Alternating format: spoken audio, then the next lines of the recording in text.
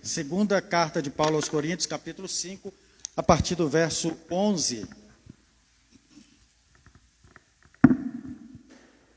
A partir do verso de número 11, diz assim: E assim, conhecendo o temor do Senhor, procuramos persuadir as pessoas, mas somos plenamente conhecidos por Deus.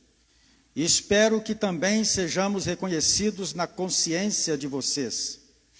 Não queremos novamente nos recomendar a vocês. Pelo contrário, estamos dando uma oportunidade para vocês se orgulharem da causa, para que tenham o que responder aos que se gloriam na aparência e não no coração. Porque se enlouquecemos, é para Deus, e se conservamos o juízo, é para vocês, pois o amor de Cristo nos domina, porque reconhecemos isto: um morreu por todos, logo todos morreram. E ele morreu por todos, para que os que vivem não vivam mais para si mesmos, mas para aquele que por eles morreu e ressuscitou. Assim que nós, daqui por diante, a ninguém conhecemos segundo a carne. E, se antes conhecemos Cristo segundo a carne, já agora não o conhecemos deste modo. E assim, se alguém está em Cristo, é nova criatura. As coisas antigas já passaram, e eis que se fizeram novas.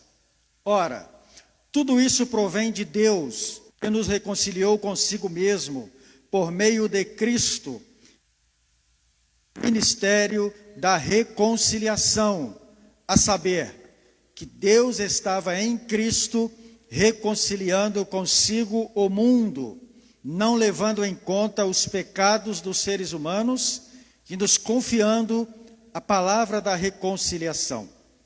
Portanto, somos embaixadores em nome de Cristo, como se Deus exortasse por meio de nós. E em nome de Cristo, pois pedimos que vocês se reconciliem com Deus. Aquele que não conheceu o pecado, Deus o fez pecado por nós, para que nele fôssemos feitos justiça de Deus. Louvado seja o nome do Senhor. Fomos feitos justiça de Deus. Mas antes disso, o texto que nós lemos nos fala de algo muito importante. O apóstolo Paulo nos chama a atenção para uma missão e para um presente de Deus para o bem da humanidade que está depositado no coração da igreja. E o apóstolo Paulo diz: nós temos o ministério da reconciliação. Vamos dizer juntos? Nós temos o ministério da reconciliação. Mais uma vez, nós temos o ministério da reconciliação. Este será o tema pelo qual nós vamos nos debruçar aqui alguns dias, nessa palavra, nesse texto, nessa instrução bíblica. O que significa isso? Que ministério é esse? Qual é a amplitude desse ministério? Qual o tamanho? Até onde ele vai? E qual o significado desse ministério da reconciliação que está depositado na vida da igreja? Porque nós aqui é a igreja do Senhor Jesus. Ele disse: nós temos o ministério da reconciliação. Mas antes de falar do ministério da reconciliação, por uma questão didática, eu quero falar hoje apenas acerca do último verso que nós lemos nesse texto, que é o verso de número 21, quando o apóstolo Paulo diz assim: aquele que não conheceu o pecado, aquele que não conheceu o pecado, Deus o fez pecado por nós. Aquele que não conheceu pecado, Deus o fez pecado por nós, para que nele fôssemos feito justiça de Deus. Estamos diante de um texto e de um grande mistério, que naturalmente a nossa compreensão é mínima. Só da própria leitura do texto, qualquer um de nós, parece que a mente fica desprovida de um lugar de assentamento. Aquele que não conheceu pecado, Deus o fez pecado por nós, para que fôssemos feitos justiça de Deus.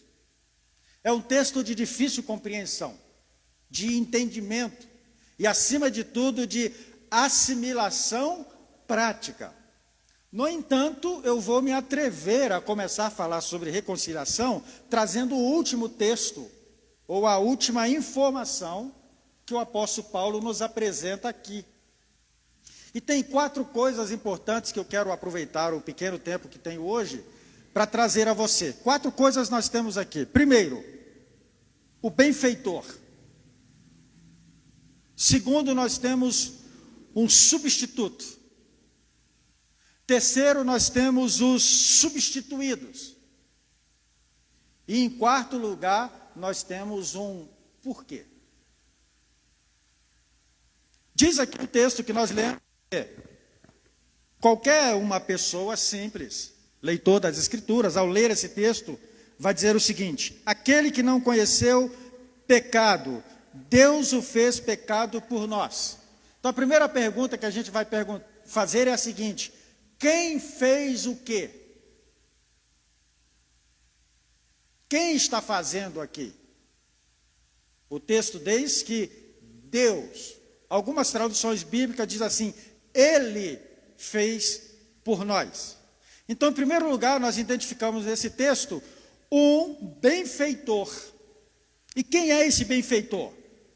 É aquele que o texto apresenta. É o nosso Deus, é o nosso Pai, é o Deus Pai de nosso Senhor Jesus Cristo, é o Deus Criador de todas as coisas, é o Deus Supremo, soberano sobre todas as coisas. Foi Ele quem fez o que nós vamos acabar de ler e entender, ou pelo menos tentar compreender. Foi Ele quem fez. E quando nós tratamos de coisas que Deus faz, nós tratamos de coisas excelentes, de coisas bem feitas, de coisas na qual nós temos até dificuldade de compreender o seu valor e a sua qualidade, devido à deturpação do nosso ser. Nós não entendemos a grandiosidade daquilo que Deus faz. Mas diz aqui o texto que Ele fez, Ele é o benfeitor, é Ele quem está por trás desse plano. É Ele quem elaborou, foi Ele quem projetou, foi Ele quem arquitetou, foi Ele quem resolveu fazer. Então o apóstolo Paulo está falando do ministério da reconciliação. Ele está dizendo, esse ministério da reconciliação, que nós acabamos de dizer que nós temos, o Paulo está dizendo, quem bolou esse plano, quem projetou, quem fez, quem assumiu a tarefa, quem trouxe à tona este plano foi o nosso Deus. Ele é o responsável, foi Ele quem iniciou esse plano. Se Ele não tivesse iniciado esse plano, nós não o teríamos. Mas não apenas Ele iniciou, foi Ele quem ativou esse plano na história da humanidade. Mas não apenas ativou esse plano, foi Ele quem aplicou e está aplicando este plano em toda a humanidade. Se é Ele quem projeta, se é Ele quem executa, isso está nos dizendo que isso não vem e não pode vir de nenhuma fonte humana. Isso provém de Deus. E se provém de Deus, provém do seu amor. Porque o ministério da reconciliação, que provém de Deus, ele é fruto do amor de Deus por todos nós. O próprio apóstolo Paulo, escrevendo para a igreja em Roma, no capítulo 5, ele diz: Deus demonstra o seu próprio amor para conosco quando nós ainda éramos pecadores. Quando nós não o reconhecíamos como Deus, quando nós o rejeitávamos, quando nós não o abraçamos, estávamos mortos em nossos pecados. Ele nos amou, e nos amou enviando o seu Filho. Seu Filho morreu em nosso lugar. E enquanto éramos inimigos, nós fomos reconciliados com Deus por meio da morte de seu Filho. Então, nós estamos aqui hoje, assentados aqui, e eu olho para todos vocês e sei no meu coração que você não está aqui por uma questão de costume. Eu sei que você não está aqui, como eu não estou aqui, porque eu não tenho nada para fazer domingo à noite. Eu sei que você não está aqui porque está totalmente descansado, não teria nada para fazer amanhã, e aí você, não tem nada para fazer, eu vou para lá mesmo. Não. Eu sei que você veio aqui, está aqui, em primeiro lugar, porque Deus conduz a sua vida. Segundo lugar, porque eu sei que você que está aqui é um homem e eu uma mulher inteligente. E você lê a palavra de Deus. E você sabe discernir, no mundo em que nós estamos vivendo, onde eu posso aplicar melhor o meu tempo.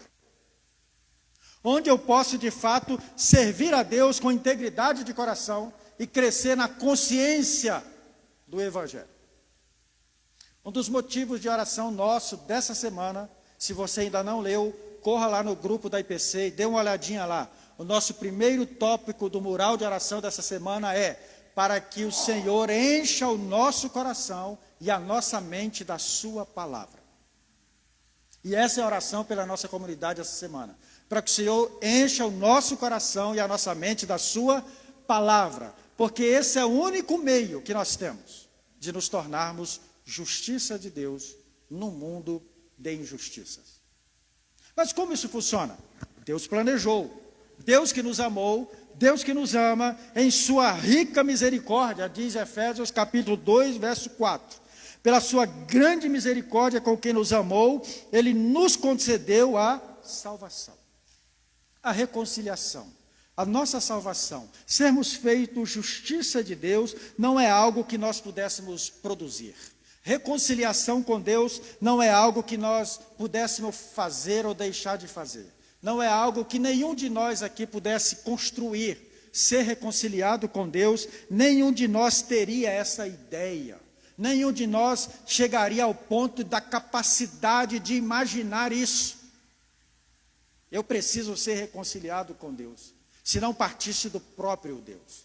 Quando nós lemos Romanos capítulo 3, verso 10, a Bíblia comprova isso para nós, quando ela diz que não há um justo sequer, não há ninguém que faça o bem, não há quem entenda e não há um que busque a Deus.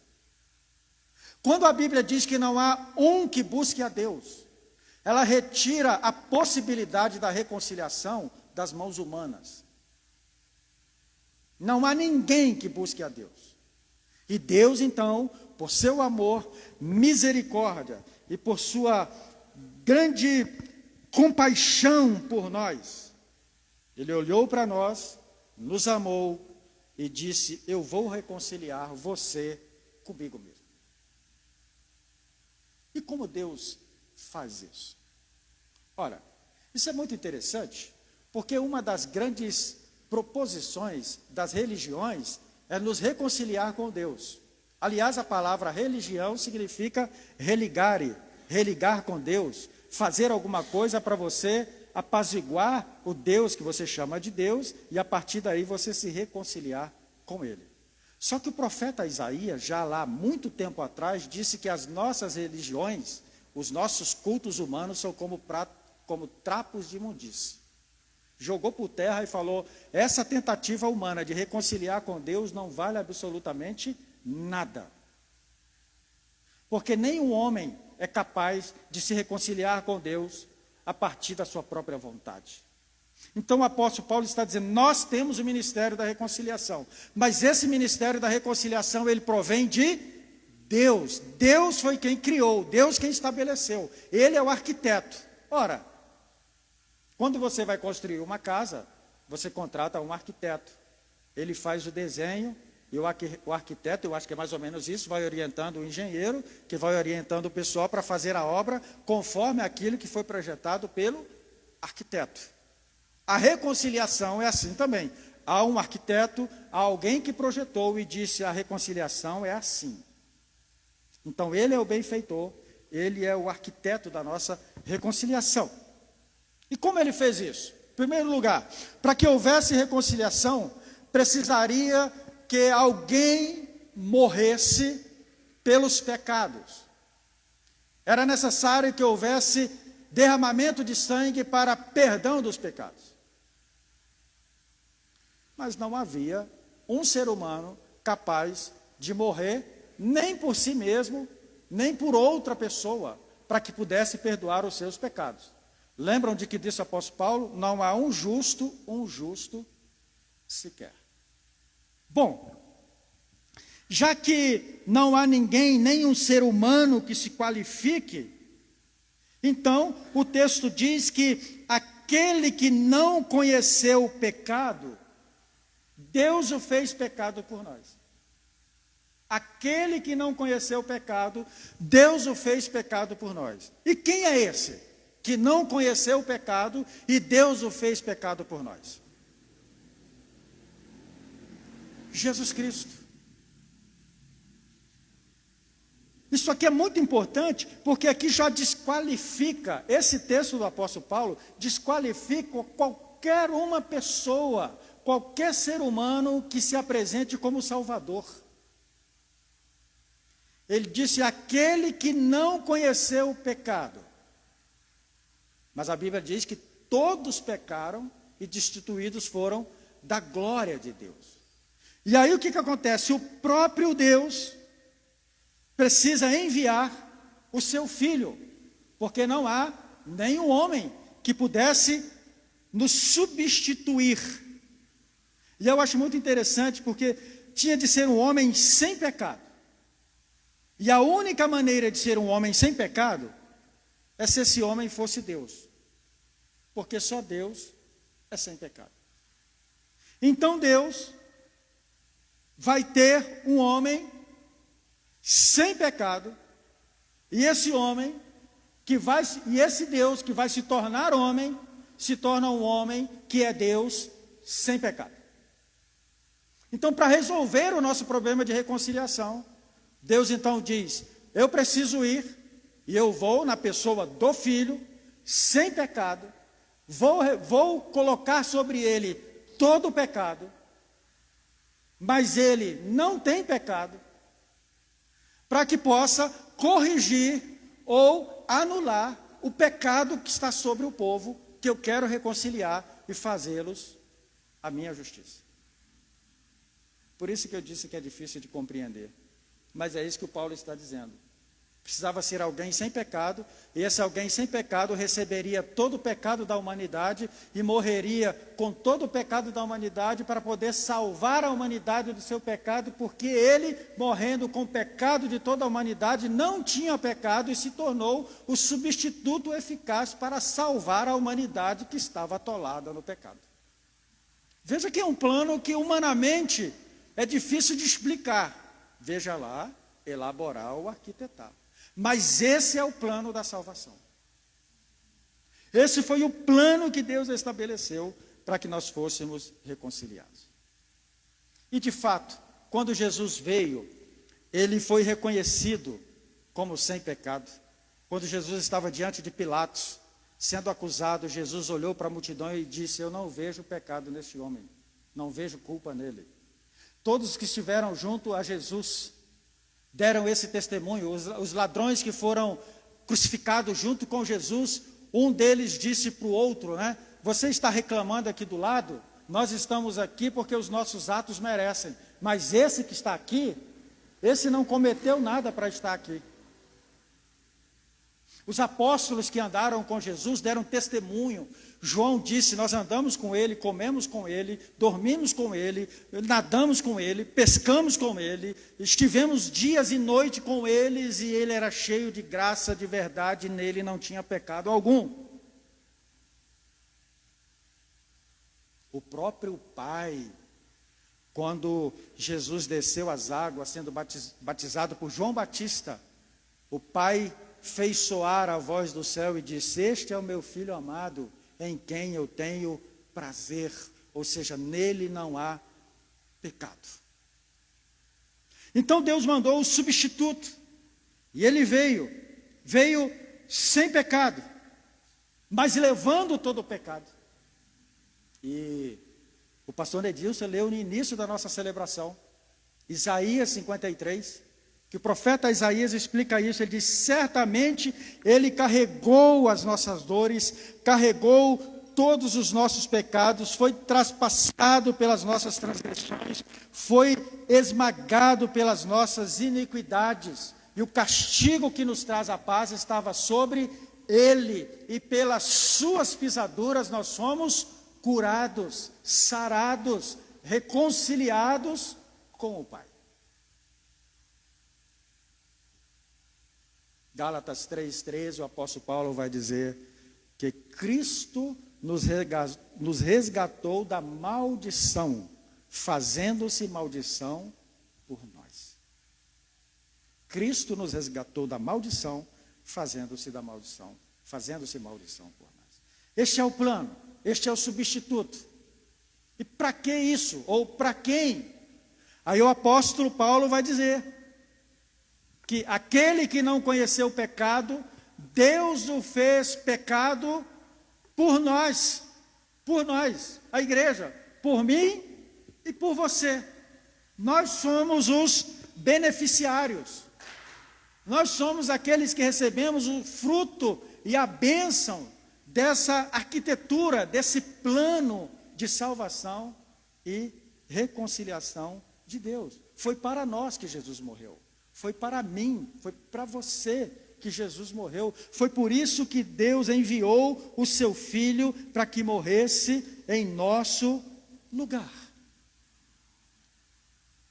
E qual é o benefício?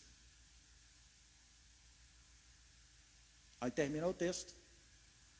Isso aconteceu para que sejamos feitos justiça de Deus. Para que sejamos feitos, eu gosto de feitos. Feitos tem um trabalho, tem uma obra, tem algo acontecendo aí. Tem um trabalho do Espírito para que sejam feitos justiça de Deus. E aí você me pergunta: como eu entro nessa história? Porque o apóstolo Paulo vai dizer: agora somos achados em Cristo, não tendo justiça própria. Nós somos achados em Cristo, não tendo justiça própria. O apóstolo Paulo está dizendo o seguinte: todo aquele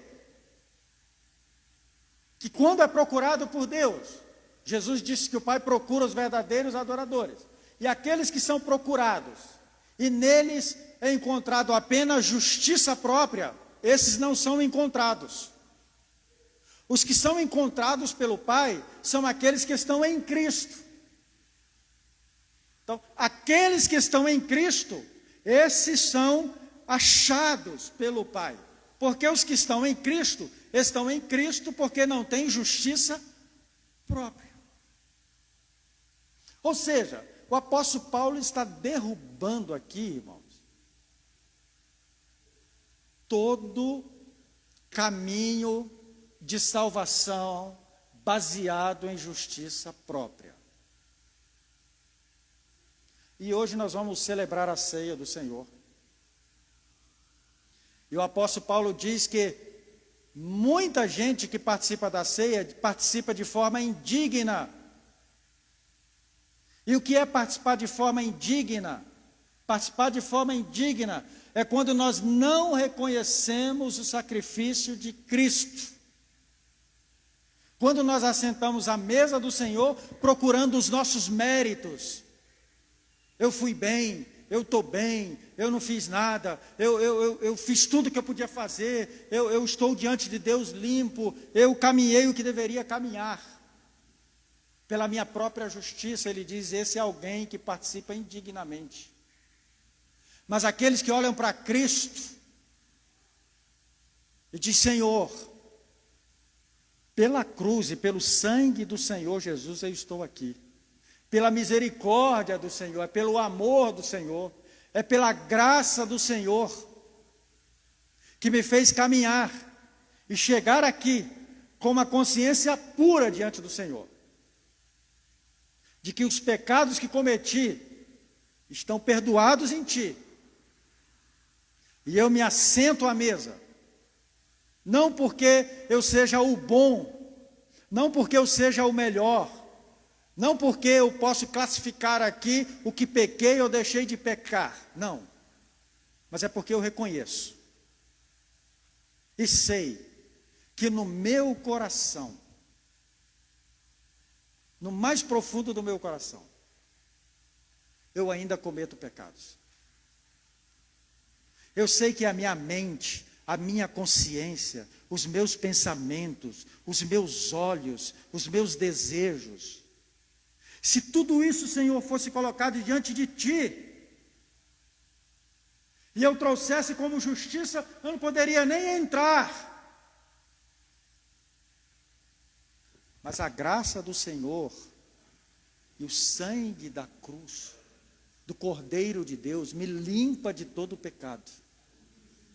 E eu me assento à mesa do Senhor, porque eu sei que o meu Redentor vive. Eu sei que o meu Redentor é por mim. E é Ele, pelo seu Espírito, que está trabalhando em mim, para que eu seja feito justiça de Deus. Então o que você tem que fazer? Você que está aqui comigo, eu, pastor Liel, pastor Edilson, os demais pastores, presbíteros, diáconos, o que nós temos que fazer diante disso? Acredite, você é um pecador. Nós somos pecadores. E como pecadores, a nossa situação é desesperadora. Como pecadores, nós estamos desesperadamente alienados de Deus. Não há nada que a gente possa fazer. Mas acredite também, Deus o Pai olhou para mim, olhou para você e disse, eu vou derramar graça e amor sobre você. Eu vou restaurar você. E o meu filho carregou todos os seus pecados. Você quer saber quando foi que Jesus levou à cruz todos os seus pecados? Olhe só para você, pense em você, todos os seus pecados. A Bíblia diz que antes da fundação do mundo, o Cordeiro de Deus foi morto e perdoou todos os pecados. Todos os seus pecados estão perdoados. Essa é a base da mensagem da reconciliação. Se a gente não entender isso, não crer nisso, todos os meus pecados foram perdoados. Todos os meus pecados estão perdoados desde antes da fundação do mundo.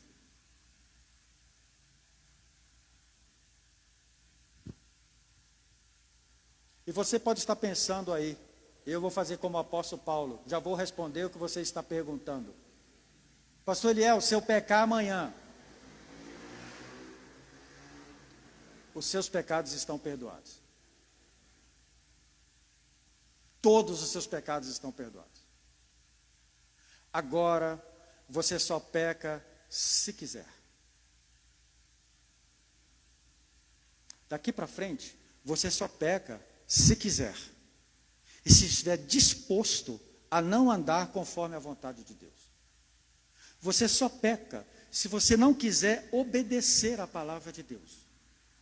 Você que está aqui, só peca contra Deus e contra o irmão daqui para frente, se você de fato no seu coração disser, mesmo estando perdoado, mesmo sabendo que todos os meus pecados estão perdoados, eu quero continuar pecando. E eu não sei se é aí onde o escritor aos Hebreus vai dizer, para esse tipo de gente não resta mais salvação. Porque se eu penso que o fato de Deus ter me perdoado em Cristo, toda a minha existência é um álibi para que eu possa pecar à minha própria maneira, eu não fui regenerado, reconciliado, eu não fui aceito na graça, eu não entendi nada, eu preciso começar, me converter e começar tudo de novo. Mas essa é a verdade que o apóstolo Paulo está dizendo. E para terminar, o Spurgeon, ele disse o seguinte, ele disse que, irmãos, que grande expressão essa, porque ele nos torna justos pela justiça de Jesus, mas não apenas nos torna justos, ele nos torna justiça. Então olha só, Deus não apenas nos torna justo, que é a capacidade de chegarmos diante de Deus, mas ele nos torna justiça. Mas isso não é tudo, não apenas nos torna justiça, mas ele nos faz justiça de Deus, que é a mais alta e excelente justiça já conhecida no universo, mais alta que a justiça de Adão no Éden antes da queda, mais alta que a justiça angelical. Em Cristo Jesus nós somos feitos justiça de Deus na terra. Entende porque quando o apóstolo Paulo fala sobre reconciliação e que isso começa em Deus e atinge o nosso coração, e aqueles que foram atingidos por esse amor e por essa graça agora não andam mais com a mentalidade do velho homem. Nós vamos conversar sobre isso, porque ele diz, nós somos novas criaturas, as coisas velhas já passaram. Atitudes, comportamentos, pensamentos, ideias, pecados, isso é coisa do velho homem. Quem está em Cristo é nova criatura. E nova criatura é feito justiça de Deus na terra. Justiça de Deus na terra. E assim como que Cristo foi feito pecado, por nenhum pecado que ele tinha cometido, por ele nós somos justificados, por nenhuma justiça inerente a nós, mas pela justiça de Cristo que foi imputada a nós. Então isso é viver pela fé, andar pela fé e ser reconciliado com Deus.